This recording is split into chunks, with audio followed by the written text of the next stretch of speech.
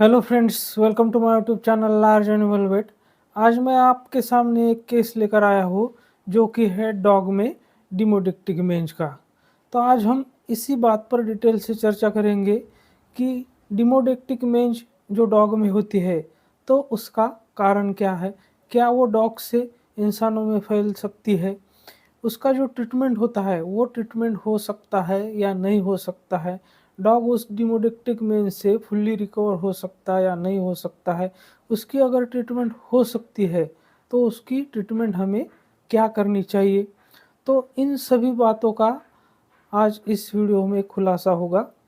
तो बनी रहिए मेरे साथ वीडियो के एंड तक। लेकिन उससे पहले अगर आप मेरे चैनल से नए जुड़े हैं या अभी तक आपने मेरा चैनल सब्सक्राइब नहीं किया है तो प्लीज़ मेरे चैनल को लाइक, शेयर और सब्सक्राइब करें। साथ में बेल वाला आइकन दबाकर ऑल वाला ऑप्शन भी चुनें ताकि भविष्य में आने वाली हर वीडियो की नोटिफिकेशन आपको समय समय पर मिलती रहे।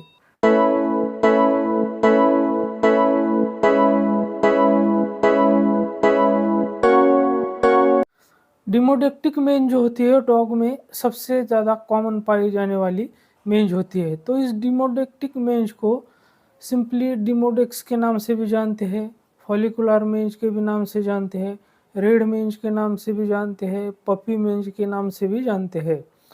तो अब हम बात करते हैं कि ये जो डिमोडेक्स या फिर जो डिमोडिक्टिक मेंज होती है तो वो किस पैरासाइट की वजह से होती है। तो ये जो मेंज होती है जिस पैरासाइट की वजह से होती है वो पैरासाइट होता है माइट, तो जिसका नाम है डिमोडेक्स कैनिस। तो ये डिमोडेक्स कैनिस नाम से जो पैरासाइट्स होते हैं, माइट्स होती है, इसकी वजह से होने वाली एक प्रॉब्लम है। तो ये माइट्स जो हेयर फॉलिकल्स होते हैं तो हेयर फॉलिकल्स में घुस जाती है, इसी वजह से जो डॉग में हेयर फॉल देखने को मिलता है तो वो उसी वजह से होता है। तो ये माइट्स जो होती है वो आँखों से नहीं दिखती है, अगर हम उसको माइक्रोस्कोप के नीचे अगर देखें तो वो सिगार लाइक उसका स्ट्रक्चर होता है और उसको 8 यानी कि 8 पैर होते हैं। आपको जानकर हैरानी होगी कि ये जो माइट्स होती है ये हर एक हेल्दी डॉग के शरीर पर पाई जाती है, लेकिन वो उसको कुछ भी नुकसान नहीं पहुंचाती, ना कोई इरिटेशन करती है। जब उस डॉग की जो इम्यून सिस्टम है वो कॉम्प्रोमाइज़ होती जाती है तो ऐसे ही डॉग में ये इन्फेक्शन करती है। जो ओल्ड डॉग्स होते हैं उनकी जो इम्यून सिस्टम है वो डिप्रेस हो जाती है तो उनमें भी ये इन्फेक्शन करती है। ये जो टिक होती है ये सिर्फ डॉग के शरीर पर ही जिंदा रह सकती है, उसके अलावा वो जिंदा नहीं रह सकती है। खास करके जब इसका जो ट्रांसमिशन है वो डायरेक्ट ट्रांसमिशन होता है। जब पपीज़ उसकी मदर का दूध पीते हैं तो उस दौरान ये उसकी मदर से पपीज़ में आ जाती है। जब वो पपीज़ लगभग 1 हफ्ते के होते हैं, यानी कि उनकी लाइफ का जो पहला हफ्ता होता है उसी दौरान ये टिक्स उनकी मदर से पपीज़ में ट्रांसमिट होती है। अगर हम इसके लाइफ साइकिल की बात करें तो जो प्रेग्नेंट फीमेल होती है इस माइट की वो अंडे देती है, फिर वो अंडे हैच होते हैं, फिर उसमें से लार्वे निकलते हैं, फिर वो निम्फ की स्टेज में जाते हैं और फिर एडल्ट की स्टेज में। तो इसको लगभग 20 दिन से 35 दिन का समय लगता है।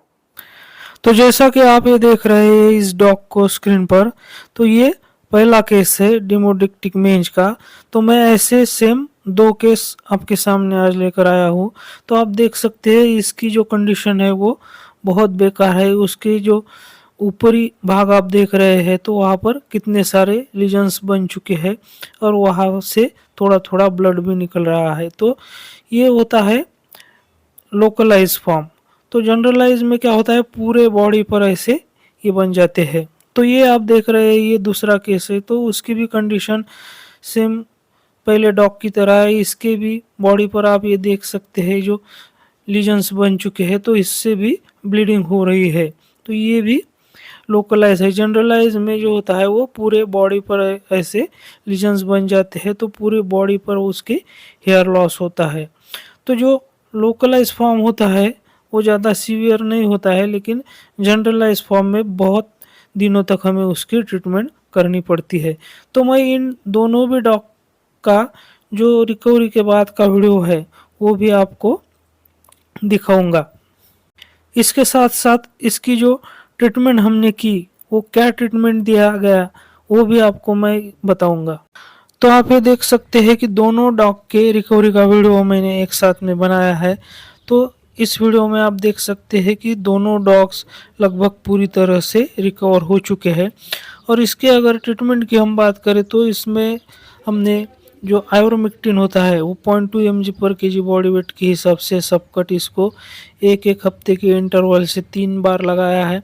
इसके साथ ही जो अकैरिसाइड्स आते हैं अमिताज, तो उसका भी हमने यहाँ पर एप्लीकेशन किया है। इसके साथ साथ हमने एंटीबायोटिक और जो non steroid anti inflammatory drugs होते हैं इसका भी यहाँ पर इस्तेमाल किया है और ये डॉग लगभग रिकवर हो चुके हैं।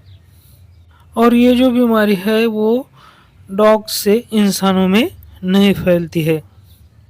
तो मेरे साथ बने रहने के लिए आपका बहुत बहुत धन्यवाद।